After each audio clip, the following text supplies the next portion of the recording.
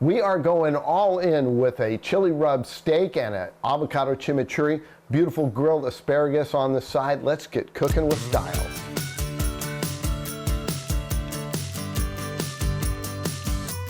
For this chili rub, typically we do them dry, but this time we're going to make a wet chili rub. So we've got our granulated garlic, chili powder, and a little kosher salt. To this we're going to add our olive oil. You could use canola oil, but why not splurge a little and do a little bit of olive oil.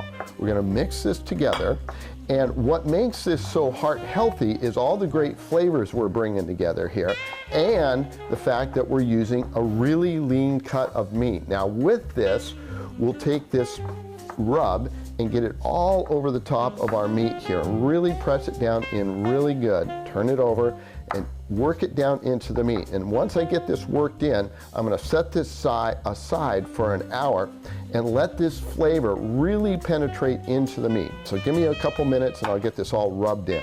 All right, that's what that wet chili rub should look like. We're going to set that meat aside for about an hour and let the flavors blend together. Let's put together this avocado chimichurri. And what I love about it is it's substituting oil with the avocado. We've got some cilantro here, nice and finely diced.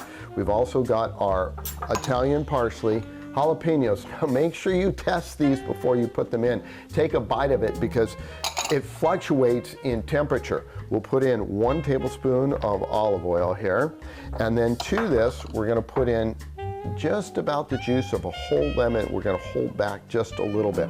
We're going to give this a nice little toss here to get everything kind of incorporated into this. And then now what I'm going to do is I'm going to take my avocados and I'm going to put them in, and I dice these up. And this is really ingenious because the oil in the avocado will give us that silky flavor and make this chimichurri all come together and be very, very tasty. All right, so this is all ready to go. We're going to set this aside, and in about 45 minutes, grill everything up. Before you get that steak on the grill, just lightly oil it with a little bit of cooking oil, and we're going to take our steak and set it right over that direct heat on a medium-high temperature.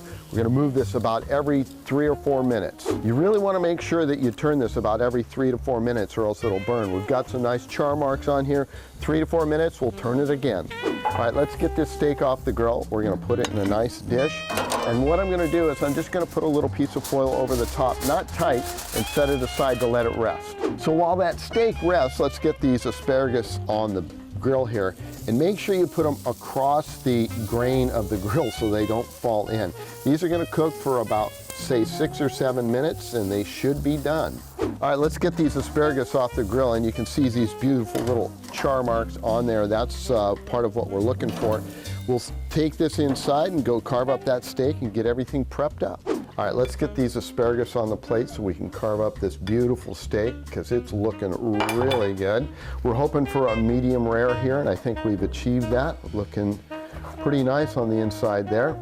And to this, we're just going to take a little bit of that beautiful avocado chimichurri, spread that out to make it look pretty, of course.